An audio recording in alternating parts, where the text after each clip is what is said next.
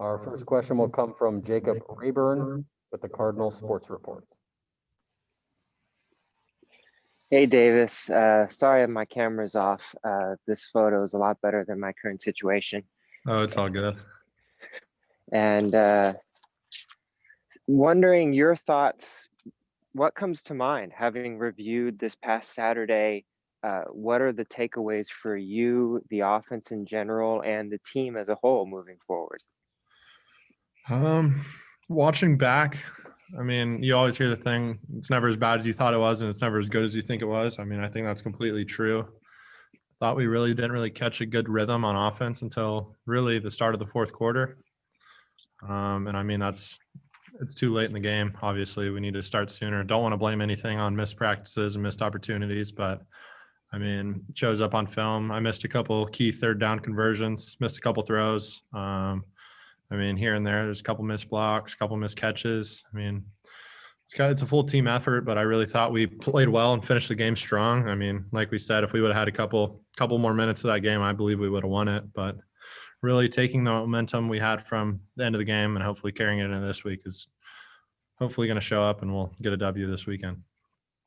And a follow-up on that, Coach Shaw specifically spoke today about the need to improve. I think he used the word productivity in the third quarter. I think that probably goes for both sides of the ball right now. Any thoughts from you about what's happening coming out of halftime in that kind of third quarter contest between you guys and the other team? Not necessarily. I think it's another thing like we talk about a lot in our sports performance programs, just starting fast. I believe, I mean, obviously we got to do that at the start of the game, but then when we get a break at halftime, I believe we got to come out and do that at the start of the third quarter as well. So, I mean, hopefully just going down and converting on some of those early drives of the first half and second half, I believe that can carry over and build some momentum for the rest of the game. Our next question will come from Janie McCauley in the Associated Press. Hi, Davis. Thanks for doing this. What was that, last stretch like for you? I mean, in terms of Friday, you get 45 minutes basically, and then there you are on game day. And now you've already had, 2 practices this week, more than you had in the last week and a half or more. That might have been one of the bigger challenges I'm guessing you've faced in your career, right? Is that accurate? And how much can you learn and build from that? I mean, that's I guess what they say in sports is adversity in a way, dealing with that. Yeah, it was tough. I mean, having only really practiced once last week, getting live reps only on Friday before the game, it was tough. But I mean, like you hear in sports, I mean, you can only get better with repetition. I believe we've already had 2 really good practices this week, and I think tomorrow is going to be even better. I mean, hoping just building on what we did last week at the end of the game. Like I said, hopefully we're just going to keep getting better and keep growing as an offense. Is it just you just talked about third down conversions, and is it a matter of 1 or 2 of those going your guys' way and it's a different result, or maybe a more productive third quarter as we just talked about too? I mean, just execution on a handful more plays, really? I mean, yeah, I think hindsight's always 20/20. Obviously, if we convert a couple of those third downs, hopefully we can cap them off with touchdowns at the end of the drive. But I mean, we didn't. I think we have a really good plan going into this next week. I think we can attack them in a lot of different ways. Obviously, they have a new defense coordinator this year, and we've already done a lot of film study on what he brought from Wyoming. But I think really like just doing our stuff on offense, doing the fundamentals, being really good at the fundamentals, and just going out there and executing at a high level will allow us to be really successful. Have you gotten to throw some balls to Osiris the last couple of days? Coach Shaw said they're hopeful that he's a go. What would that mean to you guys? And have you gotten to get in a little rhythm with him? I have. He's been out there back at practice live. And yeah, just with him back, it's just another weapon we have on the edge that the defenses have to be worried about.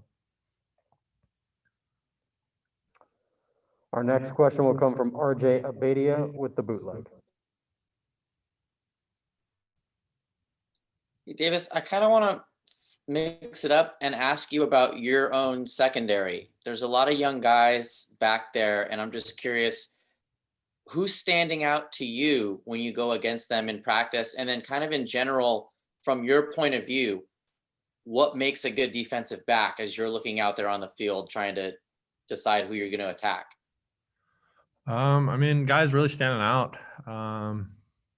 Malik, he's an old captain. Really, he's the leader of that defense along with Curtis. But I mean, just going out there, he's always in the right spot, making plays. Had a really good interception this past week. I believe we can keep building on that. And then, I mean, I think both Caillou Kelly, Blue Kelly, and Ethan Bonner have done really well the past couple of weeks. Obviously, we got beat a couple times, but I think with the work they've put in, I think they're going to show up really strong the rest of the season. And I mean, characteristics of a good DB is just someone who's solid in both the run and pass game. And I mean, is really fundamental in all their skills, doesn't really ever get beat. And they're really just like guys who can get in and make plays on the ball when they don't really have a good opportunity. Just those ball hawk guys who really have good savvy. And then looking at the Washington State back end, what kind of stuff do they like to do? What are the strengths that you're seeing from them, and kind of what's the look that they give you? I'm excited. Obviously, I'm going to keep watching film and progress this week, but they're showing a lot of different looks on defense. Hopefully, they're post safety favored team, which is going to give us a lot of opportunities on the edge if they're man to man and press man. I have really a lot of faith in our receivers to win those one-on-one matchups. I mean, just really excited for this weekend. Thank you. Our next question will come from Daniel Martinez Krams with the Stanford Daily. I just wanted to ask about your connection with Connor. It seems like not many practices, obviously last week, but you're able to go to him, led the team in catches. And I think I remember in the past that you've roomed together. So what's that connection like with him?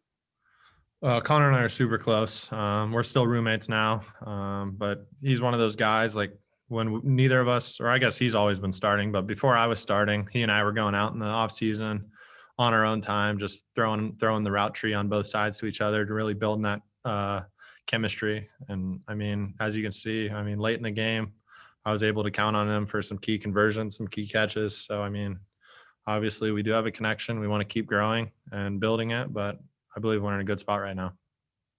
And I think in the offseason, he was able to, up in Washington, work out with some pro players as well. Is there any developments that you saw out of his game coming out of that? I think he was able, yeah, like you said, he was up in Washington working with a lot of those Seattle Seahawks players, Richard Sherman. I think DK Metcalf was up there working. I think he was able to really craft his game and become a lot more complete receiver and really run all those routes. Any other questions for Davis?